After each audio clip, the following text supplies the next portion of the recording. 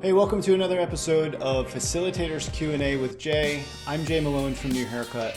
In these videos, I respond to questions that I've heard from other facilitators about innovation and design thinking.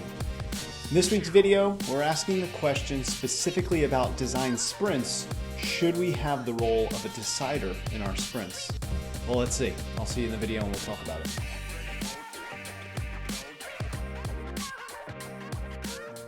All right, so we're asking the question, should we have the role of a decider in our design sprints?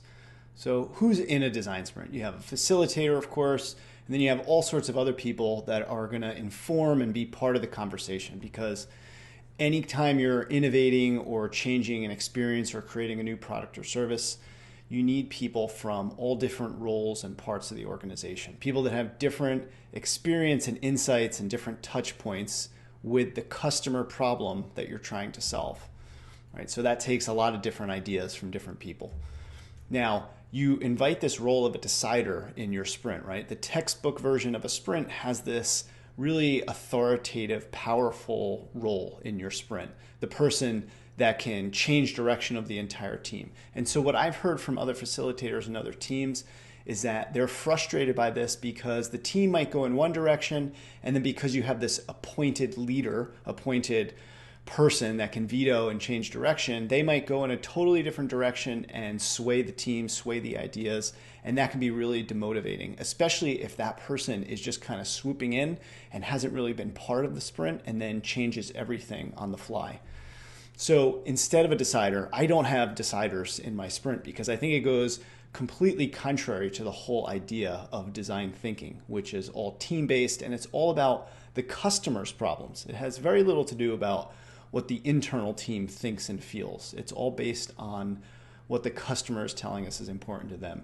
So instead of having a decider, what you really need from that person, you do need people with authority and the budget and the resources and the vision to take the ideas that come out of a sprint and move them forward. So you do need that person, especially in larger organizations. But you don't need someone to take the legs out from the team and completely change direction very arbitrarily. But what you do need from that person, you need them to inform the team, right? So if there's other ideas, other bigger picture things that the team is not as familiar with, so informing the team is great.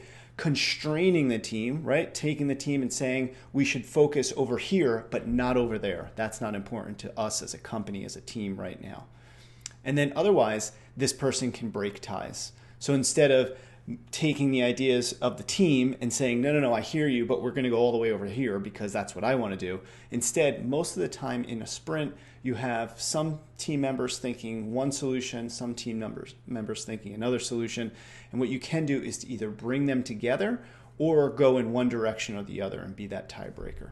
So get rid of this super powerful dictator that can come in and completely change directions as a decider.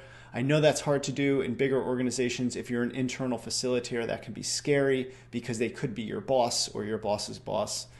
And in those cases, if you want, take a look at video number 6 in this series where I talk about the differences between internal and external facilitators. Maybe there's something that you should look at there. If you haven't already, be sure to subscribe to our channel on YouTube where we'll be posting these videos every couple weeks. And if you'd like your questions submitted for an upcoming video, be sure to leave it in the comments. Otherwise, I'll see you in a couple weeks.